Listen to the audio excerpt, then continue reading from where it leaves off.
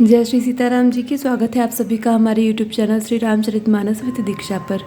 जैसा कि आप सभी जानते हैं कि हमारे इस चैनल पर श्री रामचरितमानस की चौपाइयों का गान तथा उनके हिंदी अर्थों का वर्णन किया जाता है। उसी कड़ी में हमने पिछली कथा में अरण्य कांड का वर्णन किया है और उसी अरण्य कांड में आज हम उस प्रसंग का वर्णन करेंगे जब माता सीता अहल्या देवी से मिलती हैं। तो चलिए कथा का वर्णन प्रारंभ करते हैं। यदि आपको वीडियो पसंद आए तो वीडियो को लाइक करना बिल्कुल न भूलें, साथ ही साथ अपने दोस्तों परिवार के साथ वीडियो को शेयर करें। अनुसुईया के पद गई सीता, मिली बहोर सुशील विनीता। ऋषि पत्नी मन सुख अधिकाई, आशीष देई निकट बैठाई। दिव्य बसन भूषण पहिराए, जे नित नूतन अमल सुहाए। कह ऋषि बधु सरस मृदुबानी, नारी धर्म कछु ब्याज बखानी। मातु पिता भ्राता हितकारी, मित प्रद सब सुन राजकुमारी। अमित दानी भरता वैदेही, अधम सुनारी जो सेवन तेहि। धीरज धर्म मित्र अरुनारी, आपद काल परिखियें चारी। वृद्ध रोग बस जड़ धन धीना, अंध बधिर क्रोध अति दीना।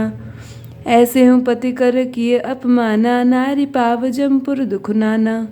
एक ही धर्म एक व्रत नेमा, काय वचन मन पति पद प्रेमा। जग प्रतिपदा चारि विधि अहि, वेद पुराण संत सब कहहि। उत्तम के अस बस मन माही, सपने हूँ आन पुरुष जग नाही। मध्यम पर पति देखई कैसे, भ्राता पिता पुत्र निज जैसे। धर्म विचारी समुझी कुल रहई, सो निकृष्ट त्रिय श्रुति अस कहई। बिनु अवसर भय ते रह जोई, जाने अधम नारी जग सोई। पति वंचक पर पति रति करई, रौरव नर्क कल्प सत परई। क्षण सुख लागी जन्म सत कोटि, दुख न समुझते सम को खोटी। बिनु श्रम नारी परम गति लहई, पतिव्रत धर्म छाड़ी छल गहई। पति प्रतिकूल जन्म जह जाई, विधवा होई पाई तरुणाई। सहज अपावनि नारी पति, सेवत शुभ गति लहई। जसु गावत श्रुति चारि, अजहु तुलसिका हरि प्रिय। सुन सीता तब नाम सुमिरी, नारी पतिव्रत करहि। तोहि प्राण प्रिय राम कहिउ, कथा संसार हित। मंगल भवन अमंगल हारी, द्रवहु सुदशरथ अजिर बिहारी। इस चौपाई के माध्यम से तुलसीदास जी बताते हैं कि अनुसुईया जी सीता जी से मिलती हैं और क्या कहती हैं। परमशीलवती और विनम्र श्री सीता जी अत्रि जी की पत्नी अनुसुईया जी के चरण पकड़कर उनसे मिली। ऋषि पत्नी के मन में बड़ा सुख हुआ। उन्होंने आशीष देकर सीता जी को पास बैठा लिया और उन्हें ऐसे दिव्य वस्त्र और आभूषण पहनाए जो नित्य नए निर्मल और सुहावने बने रहते हैं। फिर ऋषि पत्नी उनके बहाने मधुर और कोमल वाणी से स्त्रियों के कुछ धर्म बखान कर कहने लगी। हे राजकुमारी सुनिए, माता पिता भाई सभी हित करने वाले हैं, परंतु ये सब एक सीमा तक ही सुख देने वाले हैं। परंतु हे जानकी, पति तो मोक्ष रूप असीम सुख देने वाला है। वह स्त्री अधम है जो ऐसे पति की सेवा नहीं करती। धैर्य धर्म मित्र और स्त्री, इन चारों की विपत्ति के समय ही परीक्षा होती है। वृद्ध रोगी मूर्ख निर्धन अंधा बहरा क्रोधी और अत्यंत ही दीन, ऐसे भी पति का अपमान करने से स्त्री यमपुरी में भांति भांति के दुख पाती है। शरीर वचन और मन से पति के चरणों में प्रेम करना स्त्री के लिए बस यह एक ही धर्म है, एक ही व्रत है और एक ही नियम है। जगत में 4 प्रकार की पतिव्रताएं हैं। वेद पुराण और संत सब ऐसा कहते हैं कि उत्तम श्रेणी की पतिव्रता के मन में ऐसा भाव बसा रहता है कि जगत में मेरे पति को छोड़कर दूसरा पुरुष स्वप्न में भी नहीं है। मध्यम श्रेणी की पतिव्रता पराये पति को कैसे देखती है, जैसे वह अपना सगा भाई पिता या पुत्र हो, अर्थात समान अवस्था वाले को वह भाई के रूप में देखती है, बड़े को पिता के रूप में और छोटे को पुत्र के रूप में देखती है। जो धर्म को विचार कर और अपने कुल की मर्यादा को समझकर बची रहती है, वह निकृष्ट निम्न श्रेणी की स्त्री है और ऐसा वेद कहते हैं। और जो स्त्री मौका न मिलने से या भयवश पतिव्रता बनी रहती है, जगत में उसे अधम स्त्री जानना। पति को धोखा देने वाली जो स्त्री पराये पति से रति करती है, वह तो 100 कल्प तक रौरव नरक में पड़ी रहती है। क्षण भर के सुख के लिए जो 100 करोड़ असंख्य जन्मों के दुख को नहीं समझती, उसके समान दुष्टा कौन होगी। जो स्त्री छल छोड़कर पतिव्रत धर्म को ग्रहण करती है, वह बिना ही परिश्रम परम गति को प्राप्त करती है। किंतु जो पति के प्रतिकूल चलती है, वह जहाँ भी जाकर जन्म लेती है, वहीं जवानी पाकर भरी जवानी में विधवा हो जाती है। स्त्री जन्म से ही अपवित्र है, किंतु पति की सेवा करके वह अनायास ही शुभ गति प्राप्त कर लेती है। पतिव्रत धर्म के कारण ही आज भी तुलसी जी भगवान को प्रिय हैं और चारों वेद उनका यश गाते हैं। हे सीता, सुनो, तुम्हारा तो नाम ही ले लेकर स्त्रियां पतिव्रत धर्म का पालन करेंगी।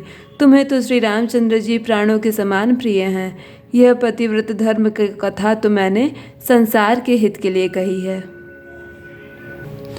सुनि जानकी परम सुख पावा, सादरता सुचरण सिरुनावा। तब मुनि सन कह कृपा निधाना, आयुष होई जाए जाओ बन आना। संतत मोह पर कृपा करे हूँ, सेवक जाने तजेऊ जनिने हूँ। धर्म धुरंधर प्रभु कै बानी, सुनि सप्रेम बोले मुनि ज्ञानी। जासु कृपा अज शिव सनकादि, चहत सकल परमारथ बादी। ते तुम राम अकाम प्यारे, दीन बंधु मृदु बचन उचारे। अब जानि मैं श्री चतुराई, भज तुम ही सब देव बिहाई। जे समान अतिशय नहीं कोई, ताकर सील कस न अस होई। के विधि कहो जाहु अब स्वामी, कहो नाथ तुम अंतर्जामी। अस कई प्रभु बिलोकि मुनि धीरा, लोचन जल बह पुलक शरीरा। तन पुलक निर्भर प्रेम पूरन, नयन मुख पंकज दिए। मन ज्ञान गुण गोतीत प्रभु मैं, दीक जप तप का किए। जप जोग धर्म समूह ते, नर भगति अनुपम पावई। रघुबीर चरित पुनीत, निसि दिन दास तुलसी गावई। कलिमल समन दमन मन, राम सुजस सुख मूल। सादर सुनहि जे तिन पर, राम रहें अनुकूल। कठिन काल मल कोश धर्म, न ज्ञान न जोग जप। परिहरि सकल भरोस, रामहि भजई ते चतुर नर। मंगल भवन अमंगल हारी, द्रवहु सुदशरथ अजिर बिहारी।